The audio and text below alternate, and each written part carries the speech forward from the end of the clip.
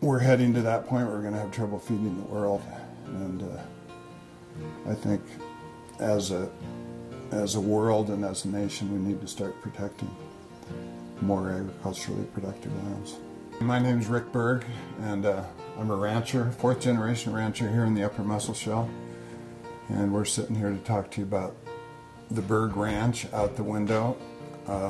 Also with me is my wife, Gayle, of nearly 40 years.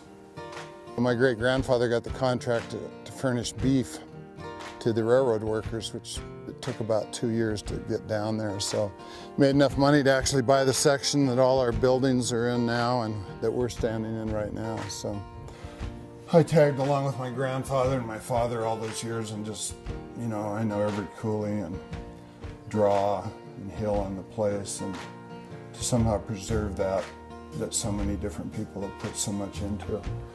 It runs essentially from the highway, and then it's pretty much a square block that takes in all this ridge in the background of Butts Forest Service land up there.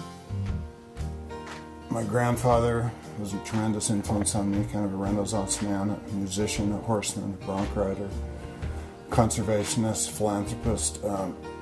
My father sustained it, and I've been running it since 1983, and my daughter's about to become the fifth generation. So I think what made me decide to do an easement partly is to preserve the family legacy. My great-grandfather had the back and the brains and the vision to carve this place out and put it together, and my grandfather, who held it together, hung on to it during the 30s of terrible economy, terrible drought. My father sort of modernized it, and I think I got pretty innovative to hang on to it in the droughts of the 80s and the 2000s, and got it out of debt. And to preserve the legacy I wanted, no matter what happens to the place down the line, it will always be this big parcel that all of us help sustain and carve out. Just the relationships that we form, not only with our grandkids, but with the family and working together on this place, I think those are what, to me, make it really special. Just live a day at a time and be thankful for days like this, and see this place continue on in a healthy, in a nurturing way for the next generations. Do you know how to drive it, Claire? Come on, show us how you drive it. You'll have to give up your seat if you don't drive it. Show us how you drive it.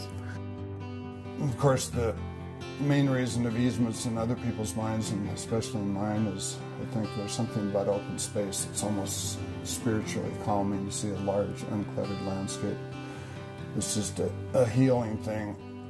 But if wildlife and open space don't stir your soul, there's always also the reason it might be the most important one, that it's imperative that we start to try to protect these open lands that produce food and fiber for the world.